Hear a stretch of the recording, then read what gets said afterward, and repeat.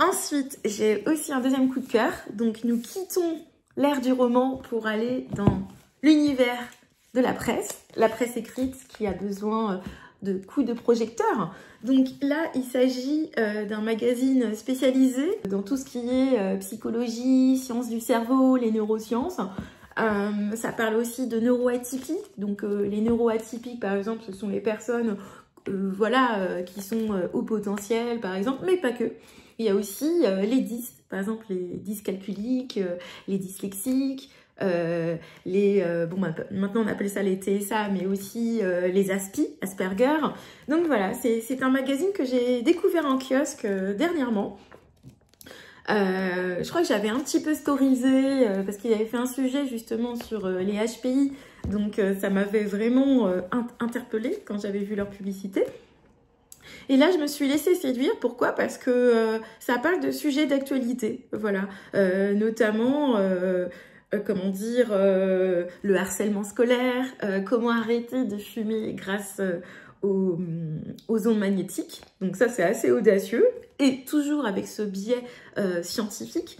Il y a aussi un sujet sur l'expérience de mort imminente. Donc là, ça m'a fait penser un petit peu au sujet qu'on a rédigé par rapport au livre de Stéphane Alix sur la mort imminente, voilà, qu'il a écrit notamment avec des chercheurs. Mais là, c'est sur un autre versant, hein, voilà, toujours très scientifique. Et il y a aussi des dossiers de fond, par exemple, on en parle de plus en plus, sur la perte de désir chez les jeunes. Donc là, il y a un sujet, est-ce normal de ne pas avoir de désir sexuel? Donc oui, on est dans une société aujourd'hui, entre les MeToo, les horreurs que subissent les femmes et les enfants, c'est vrai que il y a un repli, sur nous-mêmes, hein, voilà. Bon, puis il y a eu beaucoup de choses, je pense. Donc, il y a un dossier, est-ce normal de ne pas avoir de désir sexuel? Donc, ça intéressera les personnes asexuées ou qui se posent des questions sur leur sexualité, hein.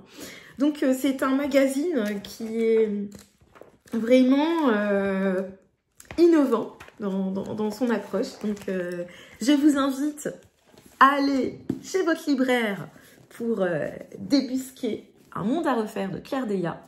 Attention, il n'y en aura pas pour tout le monde, surtout en étant gagnante du Grand Prix RTL Lire, et notamment chez votre kiosque pour le magazine Cerveau et Psycho. Bon, mes chers kiss-sitters, vous allez briller en société grâce aux éclairages d'Estelle Esther. Bon, je vous embrasse. Bisous.